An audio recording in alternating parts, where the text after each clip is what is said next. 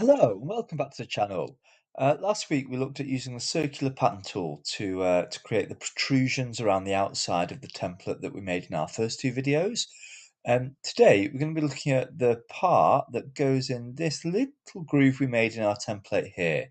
Now, in the anime, what this did is this was the part of the toy that housed the spirit. Um, of the Beyblade. In real life, this is a real part that comes with the toy, and it usually just comes with a sticker on with the animal that the Beyblade represents. So we're going to be looking at how we can make that and what we're going to do today. So the first thing you can do is you're going to make a new part studio, and you're going to call this, I think the proper name for it is a bit chip. So I'm just going to rename that bit chip so I don't get confused. And again, you can call that anything you want, just so long as you remember what it is and how it goes. Okay, so the first thing we're going to do is we're going to draw four circles. So I'm just going to grab my circle, go into Sketch, grab my circle tool, click on the origin, draw my circle, and the first circle is going to have a diameter of 18. You can save yourself clicking the dimension tool by the first thing you type. Once you've clicked your circle, is just type the number in and you don't have to go into that mode. So the second one is going to have a diameter of 20, then 22, and then 31. So you've got four circles arranged like this, and what I'm going to do, I'm just going to pull all the diameters out to the side so that they're not in my way. Now, I'm going to be working on this quadrant of the circle of the area to start with, and then I'm just going to mirror some bits. So the first thing I'm going to do is draw a rectangle up, and that's going to have a width. The height doesn't matter at the minute, but it's going to have a width of 5. Now, this is where it gets a little bit complicated. I'm just going to do a bit of tidying up here. First thing I'm going to do, I'm going to trim away the bit off the top, and I will actually have to input that dimension later. I'm going to get rid of this bit in the bottom. So I'm just working with it just so it looks a bit tidier. And now what I'm going to do, I'm going to grab my line tool again.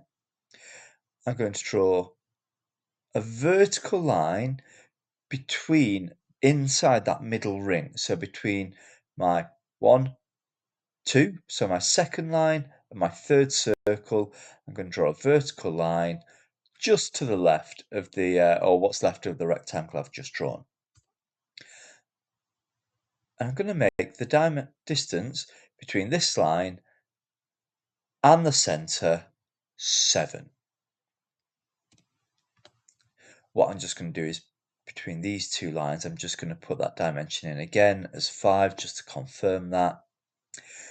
And now we're ready to get rid of a bit more stuff. So you're going to grab your trim tool and you're going to just click and drag through this line here between the first and second circle, and this vertical line here between the first and second circle. You're going to click through this leg here. I don't quite know how to describe that. Hopefully you can see what I'm doing.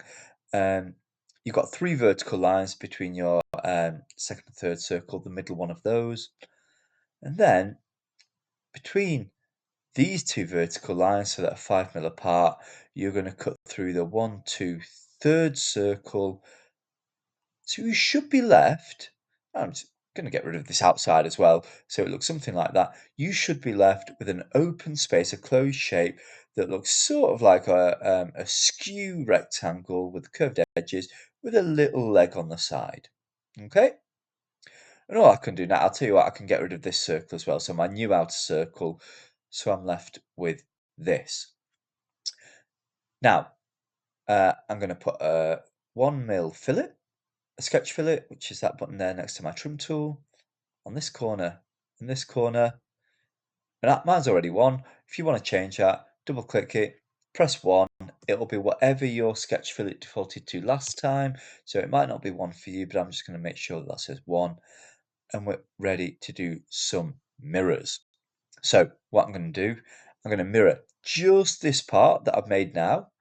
I'm going to mirror it once across, so horizontally. And then once I've got that, I'm going to mirror all this section vertically so it appears on 1, 2, 3, 4 corners, if you like, of the part.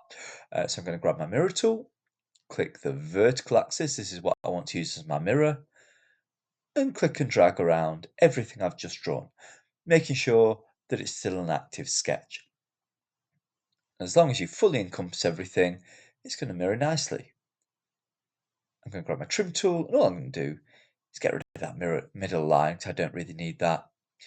Mirror tool again. My new mirror is going to be the horizontal line, so I'm going to click on that. Again, click and drag around all this that I've just made. And there we go. I can click my tick. So I've made my basic shape. Now there's a little bit more to do. I'm going to first of all extrude 2 of these 3 bits, or 3 of these 4 bits even. And I'll show you what I mean in a second. So I'm going to click on my extrude tool. I'm going to set this to 1.7. And I'm going to click symmetric here. What this is going to do is if I just go ahead and extrude the parts, it's going to lift it in one direction off this plane. If I click symmetric, what's going to happen is as I go one way, it's going to pull it out the same distance the other direction. So let's just turn that back to 1.7. And you're going to click 3 of these 4 parts. So you're going to click the middle circle, the very middle, 1 edge, and 2 edge. And click the tick. As you can see, you've now got 3 disconnected parts. It's not quite what we want, but we can work around that. Dead easy. First of all, you're going to do another sketch on your top plane, or whatever plane you've drawn this on. You can draw a circle from the center. Oh, I'll tell you what's going to be easier. We're going to draw it on this surface. So we're going to draw a sketch on this surface. And by doing that, we should be able to snap to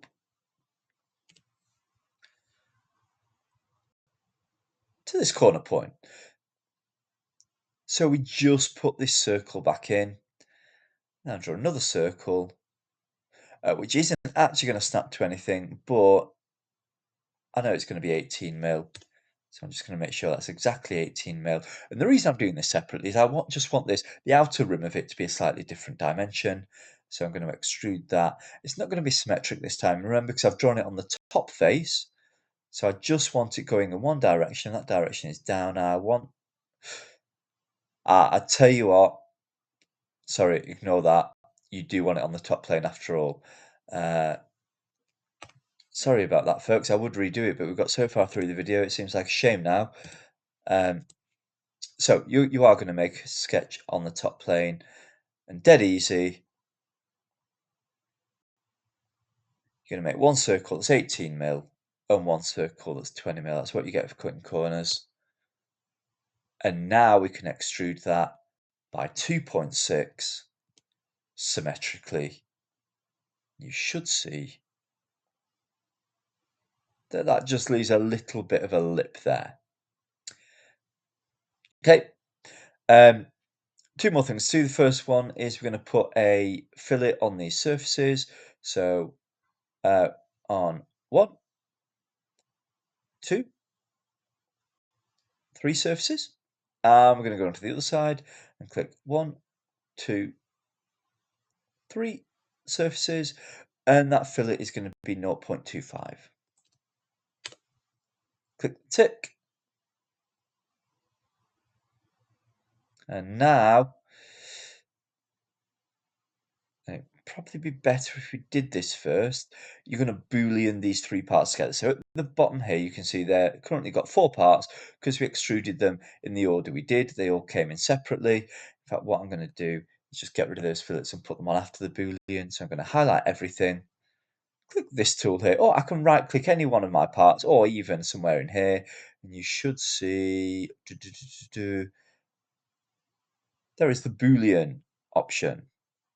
And all that's going to do, as long as parts are touching each other and there's not a complex network of fillets on there, that's all going to turn the same color and it's going to turn into the same shape. Okay, now because this is all the one thing, we were just getting it before when it was filleting them as separate parts.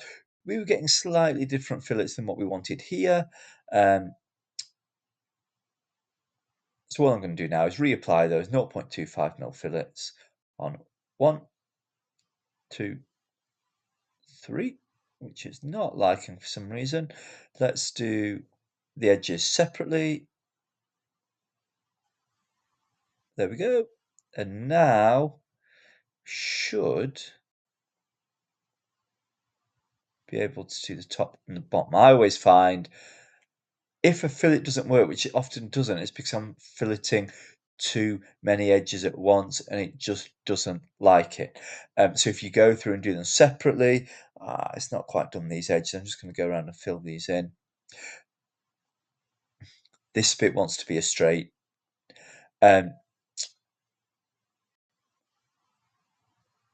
If there's fillets that you don't want, or if the fillet isn't working, just go around, fillet each line, each segment of a line individually, and I find I have much better luck doing that. So that's the part we worked on today. We're going to add that into assembly at some point. I'm not sure when. We might do a little bit more of the attack ring first. But there you go. That's the next video in the series, and we'll hopefully see you soon. If we don't see you again beforehand, which I hope I do, have a good Christmas. See you later.